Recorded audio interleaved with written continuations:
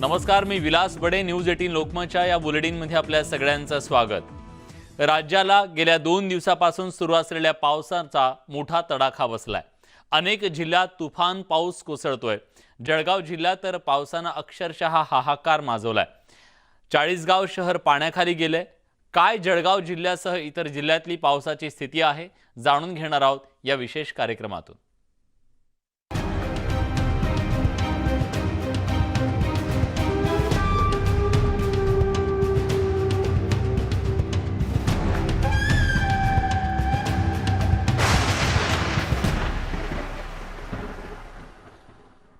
जळगाव जिल्ह्यातील चाळीसगाव तालुक्यात पावसानं अक्षरशः थैमान घातलंय. चित्तूर नदीला पूर आलाय. त्यामुळे चाळीसगाव नगर देवडा या मार्गावरचा पूल वाहून गेल्यानं अनेक गावांचा संपर्क तुटलाय. उत्तर महाराष्ट्रात पावसाचा जोरदार तडाखा बसलाय. या पावसात आतापर्यंत 2घांचा मृत्यू झाल्याची माहिती समोर येते. चित्तूर नदीला महापूर आलेला आहे. त्यामुळे प्रशासनानं SDRFची तिथे मदत मागवली आहे. चाळीसगाव शहराला सुद्धा पाण्याचा वेढा पडलाय. बाजारपेठेत मोठ्या प्रमाणात पाणी शिरलंय. अनेक दुकानं पाण्याखाली गेली आहेत. कन्नड घाटात दरड कोसळली आहे. धुळे औरंगाबाद सोलापूर महामार्ग बंद झालाय आणि घाट दुरुस्तीच्या कामाला तिथं आता सुरुवात झाली आहे. त्यामुळे या पावसाचा सध्या उत्तर महाराष्ट्राला मोठा तडाखा बसल्याचं समोर आलंय. याआधी कोकण आणि पश्चिम महाराष्ट्राला जबरदस्त अशा पावसाचा तडाखा बसलेला होता. त्यानंतर आता उत्तर महाराष्ट्रात सुद्धा मोठं नुकसान या पावसानं केलंय.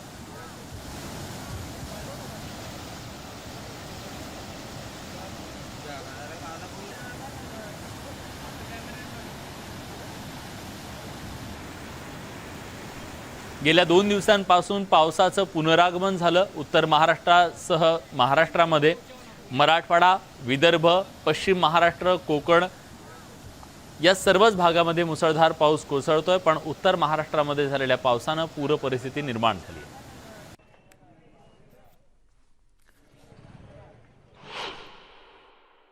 शनी मंदिर कॉम्प्लेक्स वगैरे असं म्हटलं जातं. अशा पद्धतीचा हा भाग आहे. बऱ्यापैकी नुकसान झालेलं आहे. आवश्यक ती सर्व रेस्क्यू करण्याची जी कामकाज आहे ते आम्ही करत आहोत. ज्या गावाला एक वाकडी या गावाला एक महिला पुराच्या अनुषंगाने तिची मयत झाली असं मयत झालेली आहे.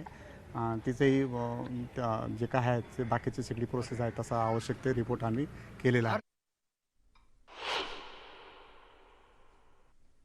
जळगावात मुसळधार पाऊस कोसळतोय. त्यामुळे अनेक ठिकाणी मोठ्या प्रमाणात पाणी साचलंय. तितूर आणि डोंगरी नद्यांच्या पाणी पातळीत मोठ्या प्रमाणात वाढ झाली आहे. इथल्या डोंगरी नदीला पूर आलाय. त्यामुळे या पुराचं पाणी अनेक सखल भागामध्ये पोहोचलंय. त्यामुळे घरांचं नुकसान झालं, दुकानांचं नुकसान झालं. अनेक सोसायट्यांमध्ये पाणी गेलं आणि जी नदीकाठची गावं होती त्या गावांना सुद्धा या पुराचा मोठा फटका बसलाय.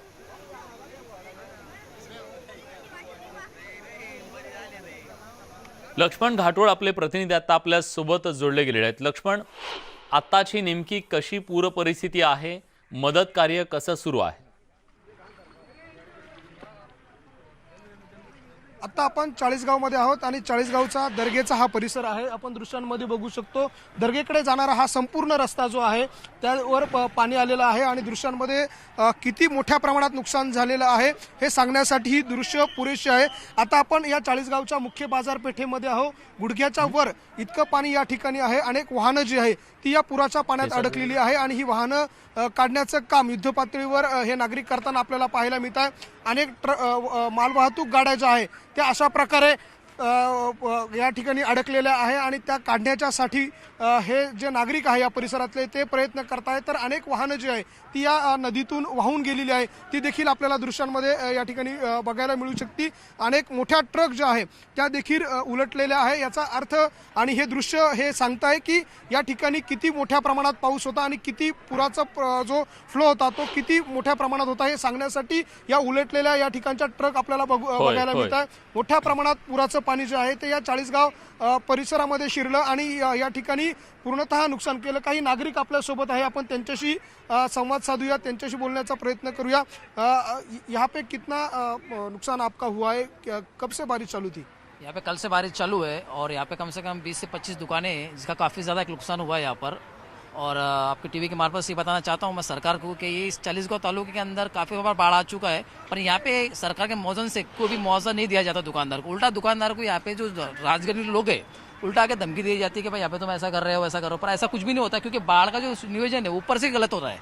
इसी की वजह से काफ़ी नुकसान है, वो जब पानी जो जब आता है तो काफ़ी इधर ही नुकसान ज़्यादा होता है। उसकी वजह यही है कि आगे नियोजन बराबर नहीं होता है, इसकी वजह से बाकी नुकसान होता है, बाकी कुछ नहीं। बाढ़ कितने बजे आई रात को, आप तब क्या कर रहे थे? 5:20 में बाढ़ आई है यहाँ पर इस वक्त पर, और 25 मिनट के अंदर अचानक में जो पानी आया है तो वो पछड़ गया पूरा, उसकी वजह से नुकसान ज़्यादा हुआ है। आपल्यासोबत आणखी काही नागरिक आहे, क्या हुआ था रात को, कितने बजे बाढ़ आई, तब आप क्या कर रहे थे और तब क्या माहौल था? हम लोगों को रात में 10 बजे के करीब हम लोगों को मालूम पड़ा कि ऊपर घाट के ऊपर में बहुत ज़्यादा बारिश हो रही है। एक कोई कस्टमर आए हुए थे तो उनका ड्राइवर को ड्रिंक किया हुआ था, तो उन्होंने उनके कोई नातेवाईक रहते इधर, उन्होंने उनको फ़ोन लगाया, उन्होंने मेरे से बात की, बोले कि महमूद भाई इनको इधर से निकालो। उनके साथ में लेडीज़ और बच्चे थे, उनको हम लोग ने इधर से निकाला। तब उन्होंने उधर से बताया कि अभी इधर पहाड़ के ऊपर में बहुत ज़्यादा बारिश हो रही है, तो इसके लिए नदी को कभी भी पूर आ सकता है। इसके लिए इधर जो भी लोग हैं आसपास में उन लोगों को बोलो कि यहाँ से निकल जाए करके। तो हम लोगों ने सब दुकानदारों को और जो पीछे जो ये दरगाह में हाजिरी वाले जो रहते थे इधर, जो झोपड़ी वगैरह बांध के, इन सब लोगों को हम लोगों ने इधर से निकाला। और उसके बाद में करीब 1:30 बजे के करीब में तो एक छोटा पूर आया। उसके बाद में थोड़ा पानी कम हो गया, तो अब ऐसा लगा सब लोगों को कि भाई पानी कम हो जाएगा, मगर उसके बाद में जो है ना तो 5:20 के ऊपर कम्प्लीटली एकदम से बहुत ज़्यादा बाढ़ आ गई। तो उसने ऐसा कोई चांस नहीं दिया कि भाई कोई आदमी इधर से सामान निकाल सके। इधर किसी के जान का कोई नुकसान नहीं हुआ है, मगर इधर से ये जो एक पप्पू भाई चाय वाले, इनकी एक गाय गई, मतलब मर गई, और एक इधर एक बाजू में इधर एक गाय थी, वो एक गाय, मतलब 3-4 गाय बह गई।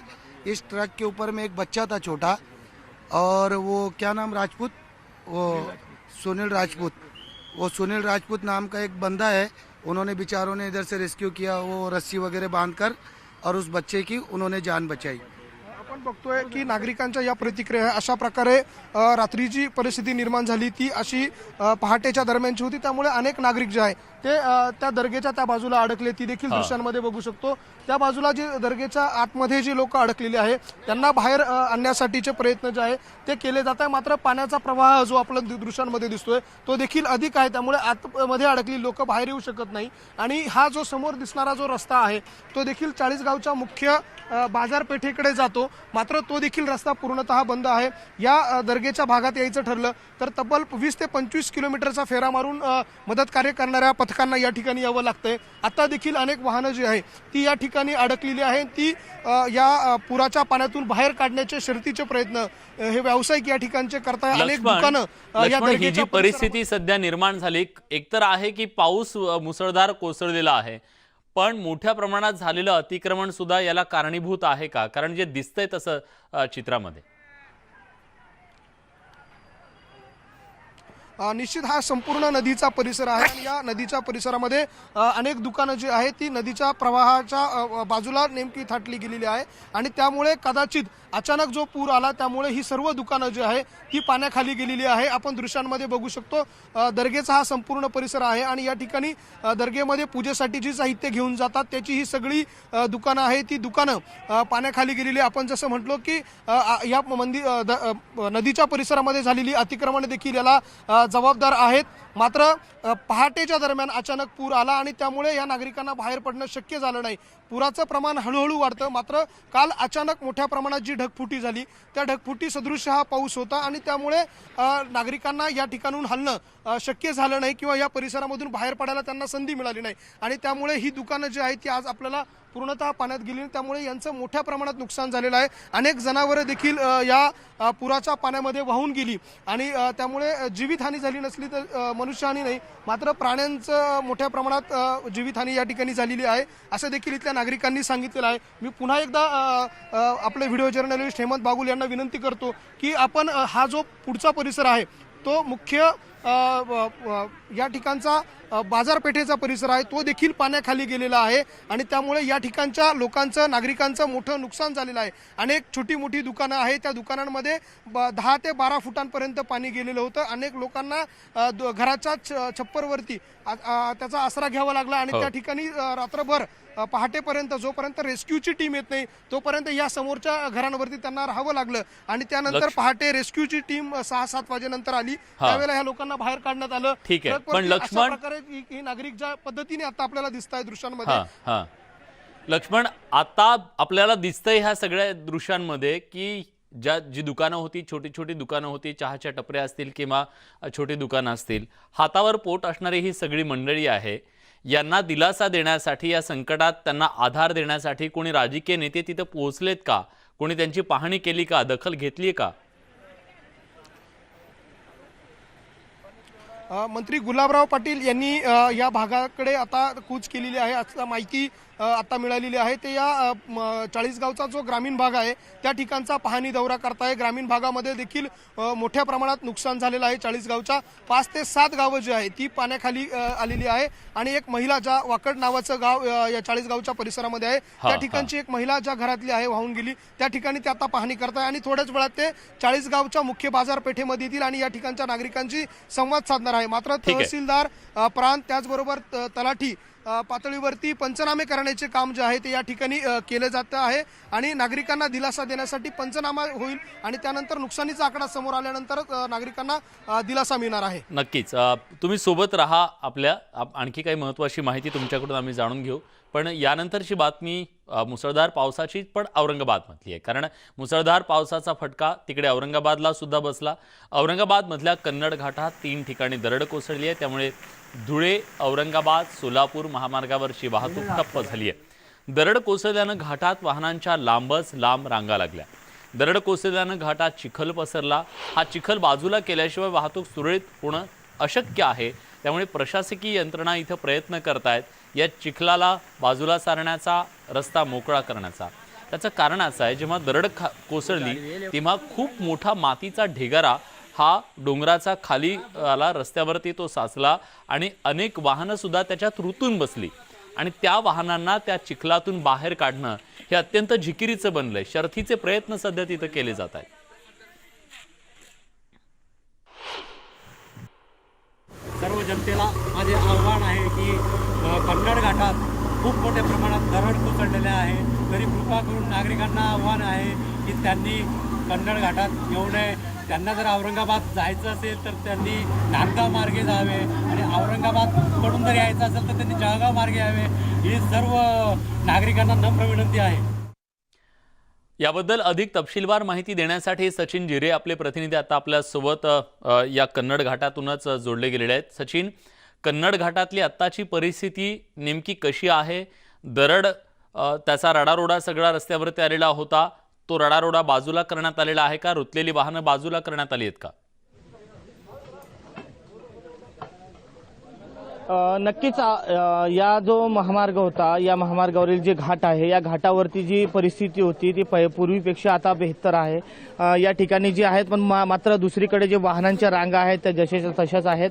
त्याचं कारणही असं आहे की या ठिकाणी जे काम होतं ते व्यवस्थितपणे करण्यात येते। जिल्हा प्रशासनाने तातडीने या ठिकाणी मदत पोहोचवली आणि जिल्हा प्रशासनाने या ठिकाणी आपण माझ्या पाठीमागे पाहू शकतात की ज्या मुख्य वाहन होती, ज्यामुळे हा सर्व रस्ता खोळंबला होता, त्यासाठी हे लोक जी आहेत कशा पद्धतीने हे काम करत आहेत। या ठिकाणी हे पूर्ण चिखलांचं खच या ठिकाणी पडलेलं आहे।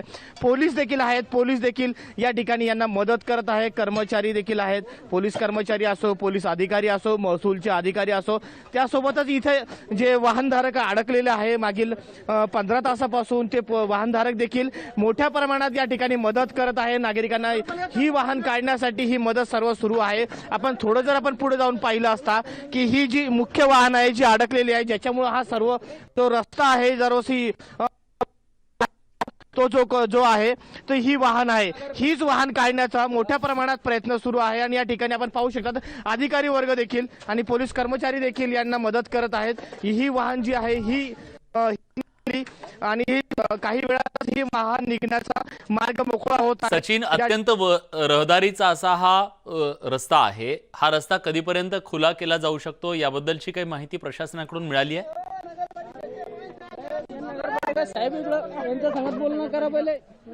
हा जो रस्ता आहे हा तास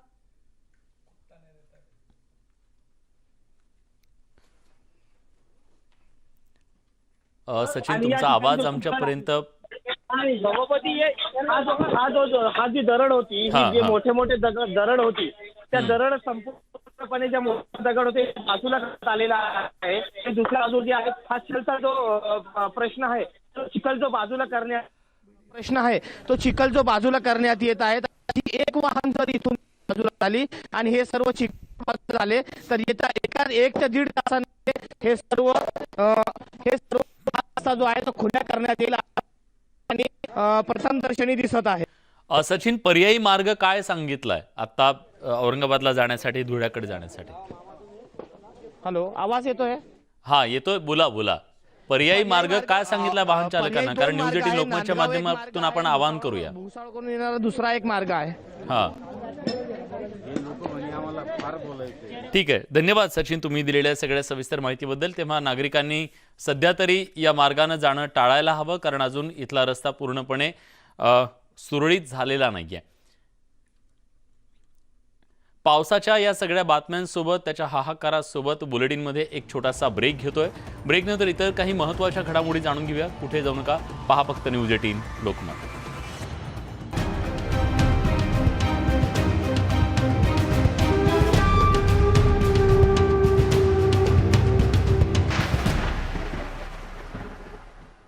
ब्रेकनंतर तुमचं पुन्हा एकदा स्वागत. अहमदनगर जिल्ह्यातल्या पाथर्डी आणि शेवगाव या 2 तालुक्यांच्या हद्दीवरच्या नांदणी नदीला पूर आलाय. त्यामुळे पाथर्डी तालुक्यातल्या नदीकाठावरच्या गावांमध्ये पूर परिस्थिती निर्माण झाली आहे. अनेक घरं पाण्याखाली गेली आहेत. बचाव पथक नसल्यानं अडचण होतीये. पुरात अडकलेल्या लोकांना सुरक्षित स्थळी हलवण्यासाठी स्थानिक पातळीवर प्रयत्न सुरू आहेत, परंतु प्रभावी सुविधा नसल्यानं अडचण निर्माण झाली आहे. महापुरातून 50 नागरिकांची सुटका करण्यात आली असून 100 नागरिक अजूनही पुरात अडकून पडले. नदीला पूर आलेला आहे आणि आखे गाव, वरूर, बगूर या ठिकाणी पुराचा वेढा पडलेला आहे. आपण आतापर्यंत 11 लोकांना सुरक्षित बाहेर काढलेले आहे. अजूनही या ठिकाणी मस्के वस्तीला 20 लोक आहेत. आपण त्यांना उंचावर सुरक्षित ठिकाणी ठेवलेलं आहे, पण अजून त्यांना बाहेर काढण्याचं काम बाकी आहे. आखे गावमध्ये पूर परिस्थिती आता निवळलेली आहे. सर्व 100 लोक जे अडकलेले होते ते आता सुरक्षित ठिकाणी आहेत. आणि लांडे वस्ती, शेवगावमध्ये लांडे वस्ती, त्या ठिकाणी अजून 12 लोक अद्यापही आहेत. आपण ते मदत कार्य सुरू आहे. यानंतर बातमी मुंबईतून आहे. मुंबईत आज सकाळपासून मुसळधार पाऊस कोसळतोय. मुंबईतल्या काही ठिकाणी सकल भागात पाणी सुद्धा साचलं. चेंबूरच्या PL लोखंडे मार्गावर मोठ्या प्रमाणात पाणी साचलं. याचा त्रास वाहनधारकांना होतो. पाण्यातून वाट काढत वाहन चालक आपल्या इच्छित स्थळी जात होते. या सगळ्या परिस्थितीचा आढावा घेतला आमचे प्रतिनिधी मनोज कुलकर्णी यांनी. काल रात्रीपासून मुंबईत पाऊस पडत आहे आणि सकाळनंतर या पावसाने जोर धरलेला पाहायला मिळतो आहे.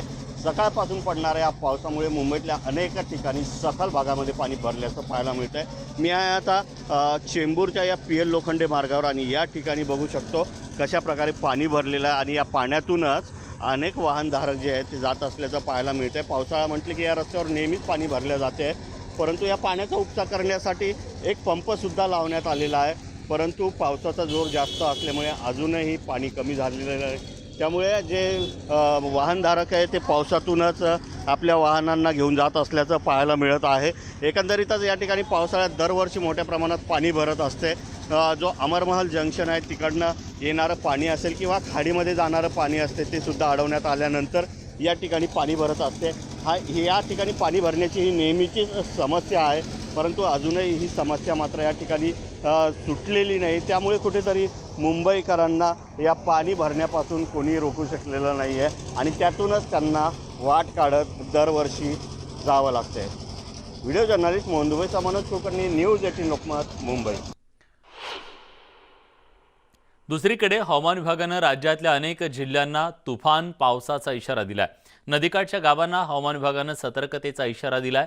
त्यामुळे नदीकाठच्या गावांनी अधिक सावध राहणं गरजेचं आहे. आपण बघतोय सर्वसाधारणतः संपूर्ण महाराष्ट्रामध्ये चांगला पाऊस झालेला आहे काल आणि आज सुद्धा. याच्या मागचं कारण म्हणजे जो शिअर झोन होता आहे कर्नाटकाच्या लॅटिट्यूडला होता आणि आज ते सायक्लॉनिक सर्क्युलेशन म्हणून पण आहे. याचा प्रभाव मध्य महाराष्ट्र, मराठवाडा आणि कोकणामध्ये दिसला. आजच्या दिवस पूर्ण कोकणामध्ये म्हणजे सर्वसाधारणतः नॉर्थ कोकणामध्ये याचा प्रभाव जास्त राहील. सोबतच नॉर्थ मध्य महाराष्ट्रामध्ये धुळे, नंदुरबार, जळगाव, पुणे आणि अहमदनगरमध्ये सुद्धा आपल्याला त्याचा प्रभाव दिसेल. काही ठिकाणी मुसळधार स्वरूपाचा पाऊस पडेल तर काही ठिकाणी अतिमुसळधार स्वरूपाचा पाऊस दिसेल. मराठवाड्यामध्ये येत्या 4 ते 5 दिवसामध्ये पावसाचं प्रमाण कमी होईल, पण सर्वत्र पाऊस असण्याची शक्यता आहे. पावसाच्या या सगळ्या महत्त्वाच्या बातम्यांसोबत बुलेटिनमध्ये आपण इथेच थांबतोय. ताज्या घडामोडींसाठी बघत रहा न्यूज 18 लोकमत.